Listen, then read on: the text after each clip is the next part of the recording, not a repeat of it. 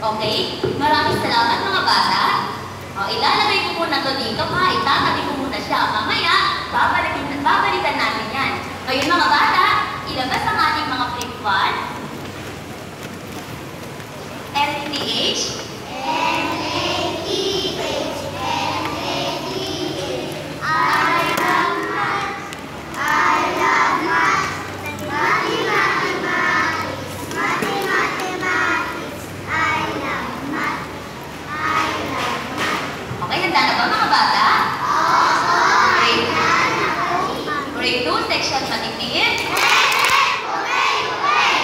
Okay? Tignan natin ang ating projecto. Sige.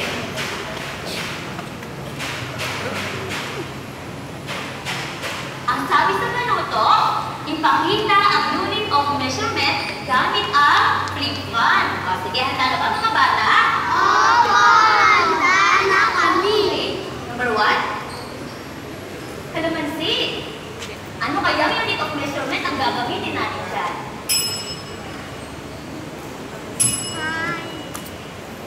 Dave? Ang tamang sagot ay gram. Tama ba ako mga kamag-aral? Pakiulit nga siyan. Ang tamang sagot ay gram. Okay, maraming salamat. Pangalawa, bangus. Masarap yan lalo na pang-paksiw. Ano kaya? Wala pa.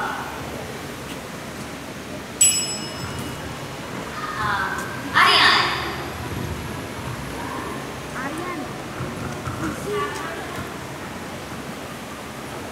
Ang tamang sagot ay kilogram. Tama ba ako mga kamag-aral?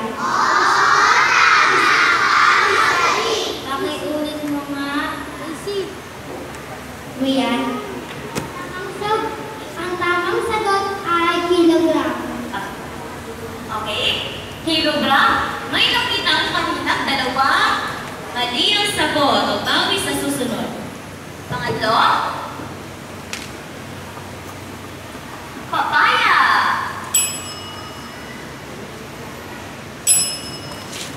Lagi kayo?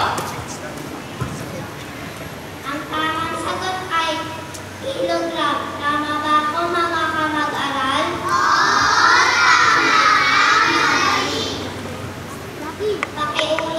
Pakiulit nga, wait. Ang tamang sagot ay kilogram. Maraming salamat. May nakita ako 6 na ibang sagot. Bawi ulit sa susunod. Pang-apat, okra. Isang pirasong okra. Ano kaya unit of measurement ang gagamitin natin dyan?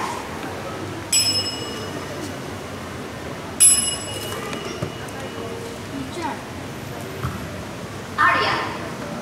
Tamang sagot ay kilogram. Tama ba ako mga kamag-aral? Kilogram. Kilogram. Ano sasabihin? Kailangan mo ng tulong. Sige, maaari ba siya tulungan? Johnny. Ang tamang sagot ay gram. Tama ba ako mga kamag-aral? Okay, salamat, Rani. O, isa lang ang hindi nakakuha. Ayan, o, isa susunod. At syempre, pangkulit, tignan natin. Wow! Manok! Unbox, paborito nyo yan mga bata. Ano kaya unit of measurement yan?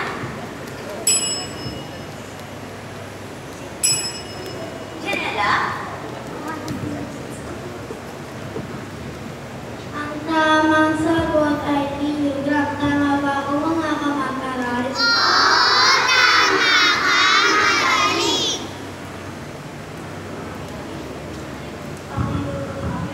Princess Anne.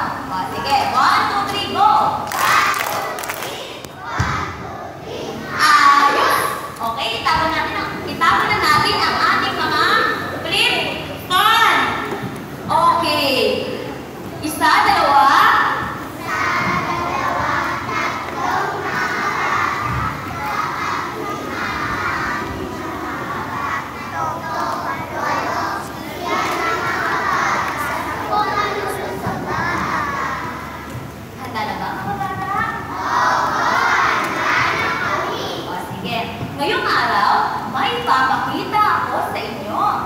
Ito yon, tignan mabuti ang larawan. Basahin nga po, sabay-sabay. Orphanage! Orphanage, o sa Tagalog, ito ay tinatawag nating bahay ampunan. Ngayon mga bata, sino kaya ang mga nakatira sa bahay ampunan? Teacher. Carlin? Ang mga nakatira po sa bahay ampunan ang mga walang nanay at tatay. Ang mga batang nakatira sa orphanage ay ang walang mga nanay at tatay. Okay, maraming salamat, Kathleen. Tama siya. Maaari mo bang ulitin yung sagot ni Kathleen? Aspen. Ang mga nakatira sa orphanage ang walang magulang. Okay, ang batang walang mga magulang. Maaari mo bang gamitin ang orphanage sa pangungusap, Dave? Magaling, pakiulit nga yung sagot ni Dave. Siyan?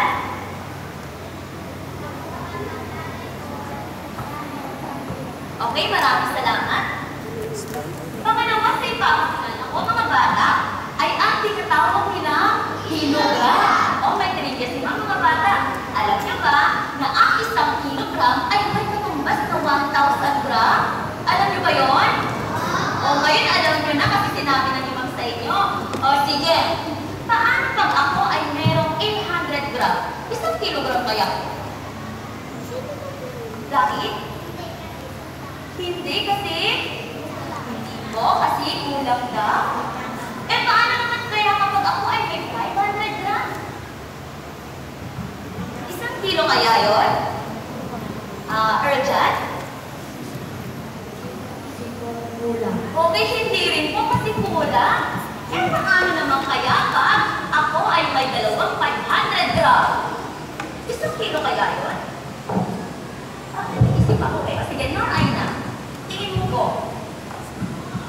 Opo, kasi kapag ang kailangan pinagsama katupas ay ng kasanyan. Magaling. Pakiulit nga yung sagot ni Nor Aina. Pakiulit yung sagot ni Nor Aina. Rian.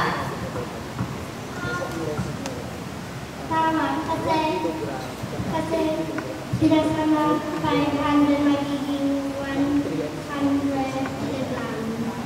100 gram. Okay, maraming salamat, Rian. Tama daw. Kasi kapag pinagsama ang dalawang 500 gram, katumbas nun ay 1 kilo. Ang 1 kilogram ay may katumbas na 1,000 gram. Pakiulit, mga bata.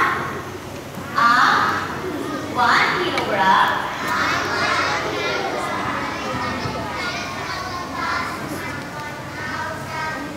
pakiulit na.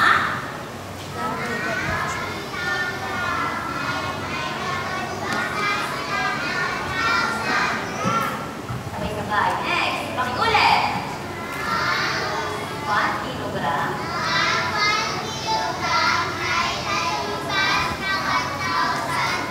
Next.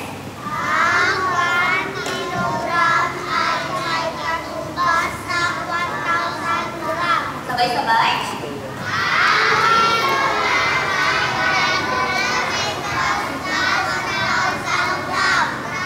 Okay, math about him.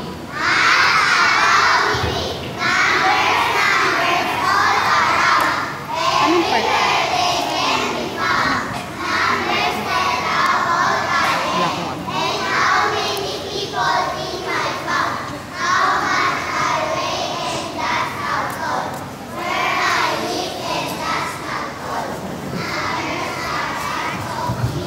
Money, time, and history.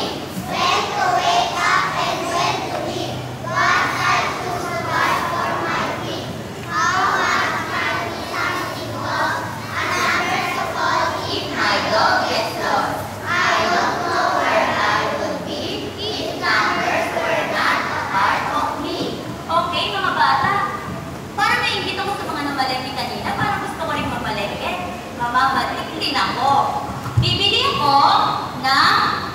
gulay. Gusto ko talbos ng kamote at syempre sasamahan ng okra, tapos kamatis. Gusto ko rin ng kalamansi. Kapag ito pinagsabay-sabay kong inilaga, sigurado. Sarap ang tanghalian, mamaya. Sausaw sa bagoong. Sige, mga bata, ano yung nakikita niyo dito sa ibabaw ng ating mesa? Krisa? Prutas at gulay. Sino sa inyo kumakain ng prutas? Sino naman sa inyo kumakain din ng gulay? Okay, ano ba yan? Magaling? May mabuti bang bulot ang pagkain ng prutas at gulay sa ating katawan? Meron? Lord Aina, meron po? Opo, kasi po lumalakas ako pag nakakakain ng Okay, opo lang. Pakiulit nga po ang sagot ni Lord Aina, Kathleen. Opo,